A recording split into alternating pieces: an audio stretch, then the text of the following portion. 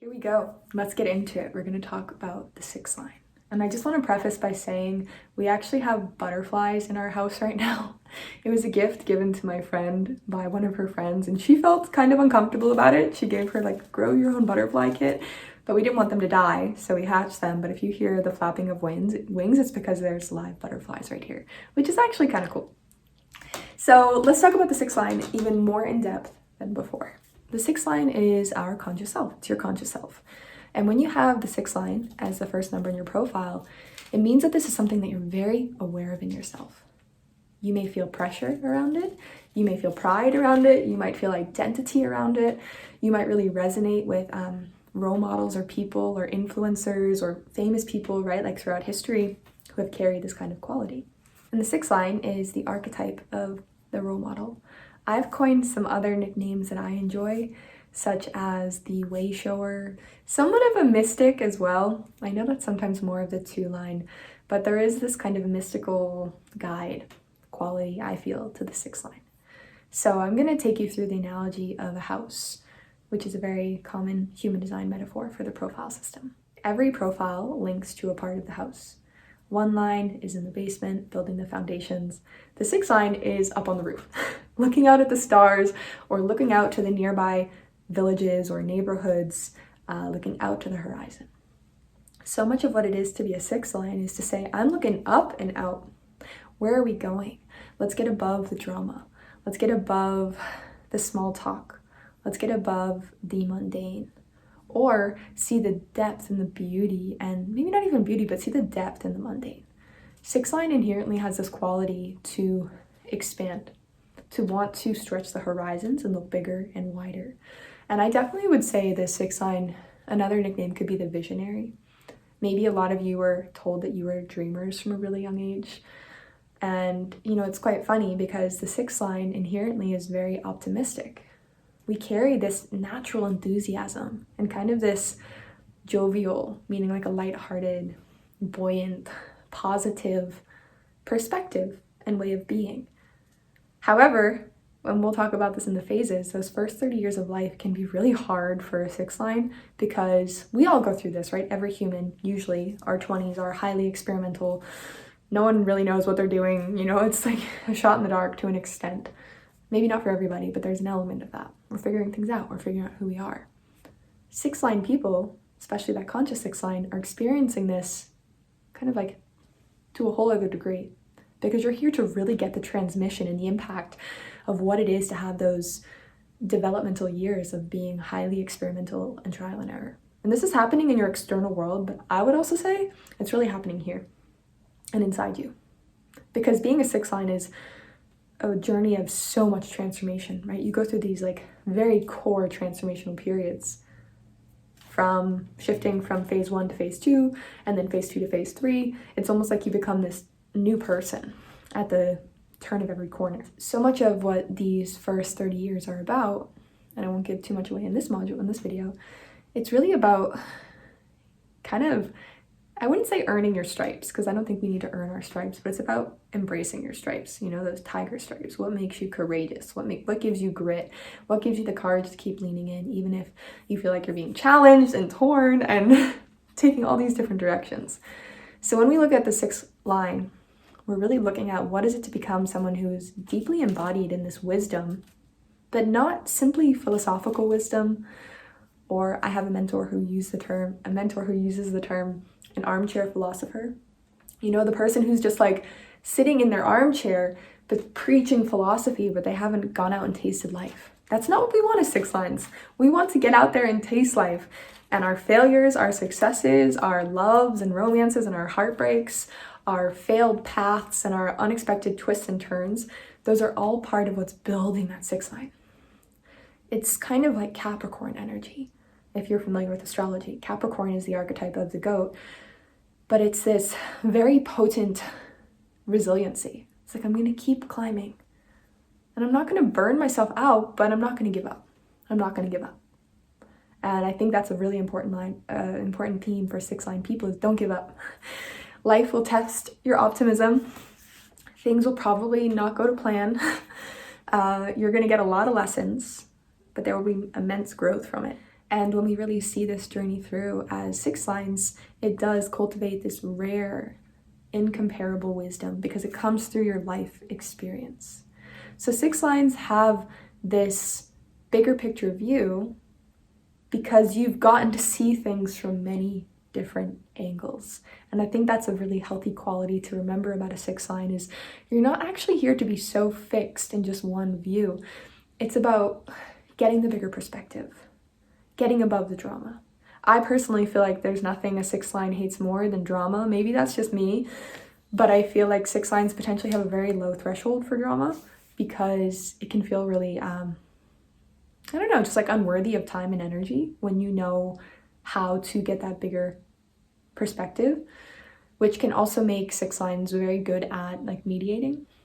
Maybe not even mediating, but this sense of helping people see beyond their circumstances, like, hey, how about you take it from this view? Or what do you think about this? Or have you thought of it this way? Because there is this transpersonal quality where as a six line, you carry this energy that is really here to be involved in the lives of other people. Even though there's that two line, and you might feel like you just want to go up on the roof or go hide in your cave, you're here as a 6-2 to really know what it is to positively impact and influence people in the world around you. Whether it's personally or more transpersonally, perhaps through how you just carry yourself, or if you're sharing in some kind of way that's leveraging your energy, where maybe you're not meeting someone, but they're seeing, like, for example, a video, or you write an article, or you teach a class and then someone else hears about that class. There is just this very strong theme with six-line people of you're here to have an impact on other people's lives. You're here to play that transpersonal role of helping people feel more clear. And this doesn't mean that you need to fix. It's very different than the 5-line, which can really kind of step in and provide very direct feedback, of correction. The 6-line is more so leading by example. And I do find that continually with time, what becomes more and more important to a 6-line profile person is this theme of authenticity. Because you're really only going to be able to impact people, I feel, when you're standing in your authenticity. If you're trying to be a replica of someone else or what you think is going to be successful, but you're not owning the wisdom of your own life experience and what you've been through and how you've grown and your struggles and your challenges and your heartbreak and your hurt and the lessons gleaned from that, you're really not going to have as much impact. And this makes me really curious with that second phase. I think that second phase is all about really distinguishing, what do I believe in? What do I stand for? What is it for me to be authentically embodied and true to who I am? And I think that second phase, which we'll talk about, can kind of challenge you as a 6-2 to take a step back from others, to go more into maybe that isolation on the roof mode, not because you're a hermit and you shouldn't be talking to people, but because you're only here to be moved by experiences, people, and relationships in such a way that you're showing up as your true self. You're really embodying what you believe in. And that's why this journey of a 6-2, you don't have to wait till you're 50. Because I'm such a Mercury and Scorpio, I say things quite directly sometimes, but I'm trusting if you're here for this course, you'll like that. If we just wait, if we just sit in our butts, don't have any life experiences, get really pessimistic, give up on ourselves, and think that when we turn 50, this magical wand is just gonna bop us on the head and we're gonna become these role models that everyone wants to learn from, it's not accurate. The 6-2 journey is a little bit more applied than that. You gotta get in there. You gotta have life experiences. You've got to challenge yourself, right? Because 6-2, higher perspective, bird's eye view, the mentor, the sage, the role model, the way shower, the mystical guide. How do you develop that wisdom? By getting into life and by continually reminding yourself of that deep spiritual trust. And when I say spiritual, apply your own beliefs and value systems. It's all welcome here. But we have to have experiences in life, right? So I'll share personally, because as a 6-2, I think that might help transmit the message more. My goal as a 6-2 is not to shy away from life or to try to be perfect or to just try to wait until my message is so clear. It's to actually lean into the challenge. That's most for me as a generator, and we're going to talk about the different types. that's most evoking, my heart, my courage, my spirit, even if it's hard, because that's going to give me medicine and lessons. But if I find myself getting a little bit too caught in the pessimistic spiral, then that is what makes me a 6-2. That is what makes me that embodied way shower of a 6-2, is when I say, okay, I'm kind of in it right now. I'm kind of stuck in the 3D qualities of this life challenge. How can I remind myself of the bigger picture? Not disassociating or bypassing, but coming back to faith, coming back to trust, coming back to my devotion to something bigger than me, right? Or am I just going to stay stuck in the spiral of the mundane? Because the 6-2 is not built to stay stuck in the spiral of the mundane. It's here to be that mystical role model way shower. And you don't have to use the word mystical. I just like to use that. I think it doesn't even have to mean that you are doing mystical work. It's just kind of a quality you might give off. People might be like, oh, person's kind of different. What's going on there? So the gift and the challenge of a 6 line is not that it comes easy, but that we continually choose to come back to that perspective that is connected to a deeper truth. And we're consciously stepping into the waters of life, to the relationships, to supporting people in their issues and struggles, to being available for life, saying yes to life, learning and growing, that we cultivate more and more of our resiliency and our strength of wisdom, of sight, that we continue to grow into over time. So the 6 line is the embodied way shower. You can be incredibly wise, incredibly perceptive, aware, caring. I do feel as well there's a lightening that happens as we get older. I see it in older 6-2s that I know, that I'm blessed to know. And I can see it fading in and out for me. And sometimes I get like psychic visions of my like crone years. And I see myself being a lot more lighthearted. Because maybe I come across lighthearted and I think we can all have a kind of essence we give off. And I definitely have a very like enthusiastic essence. But I journey to a lot of depths personally, and I've been through a lot of challenges and struggles, and I have my dark moments in the 6-2 cave of what is happening, and I feel like I'm dying and I can't do this anymore, and it's like I get back up. I'll actually attach a meme that I made about that, and I shared it on Instagram. If you are on Instagram or not, I'll post the picture here. It's that courage to keep getting back up. Now, I'm not trying to make this sound all morbid and that being a 6 line means that you're here for continual struggle. Of course not. But part of your soul, I would say, did sign up for a journey that is full spectrum. To learn how to be able to be with the full spectrum, the challenge, the learning, the growth, the trial, the error. And in time, choosing to glean the wisdom from that, to soak in and become the wisdom from that.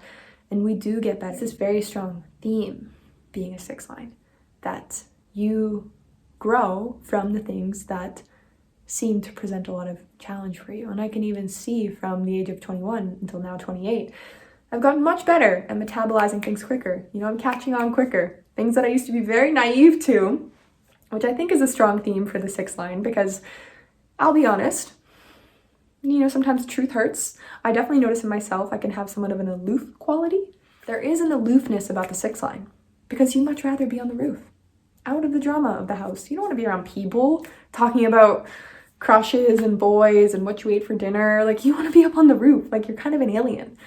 And that can give off somewhat of an aloof quality, because you might even feel like you're just kind of like almost untouchable or something, or like you don't really want to be a part of what everyone else is doing all the time, especially when you add that 2 line on top of it. I think 4-6s can be different. I even think 6-3s can be different because they need so much stimulation. But a 6-2 is like, I'm kind of content to just be, up on the roof and stargazing or journaling or channeling light language, or in my cave playing my music in my own world.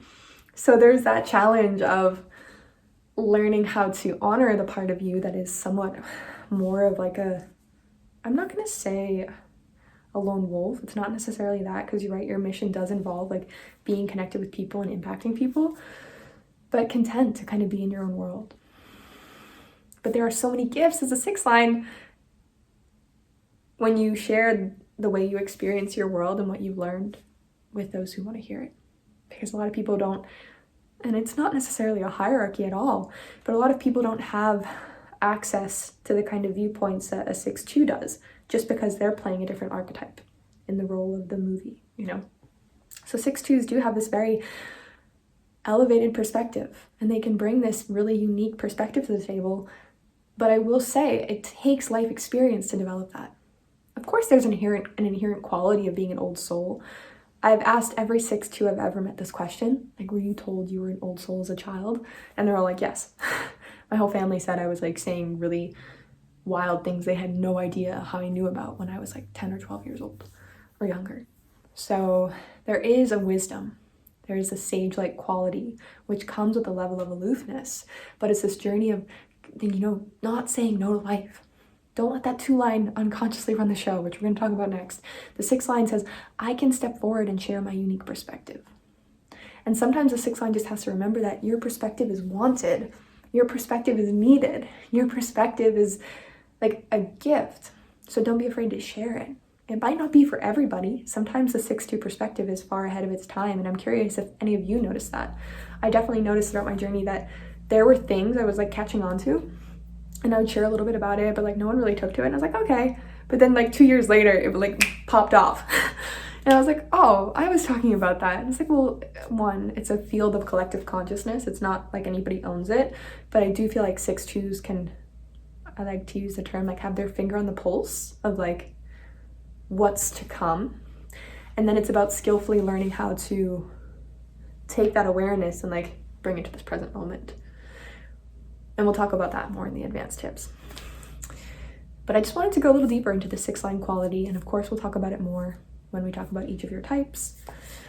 And when we talk about the advanced tips and the 3 phases. But the 6 line is that sage. It's the way shower. It's the embodied role model.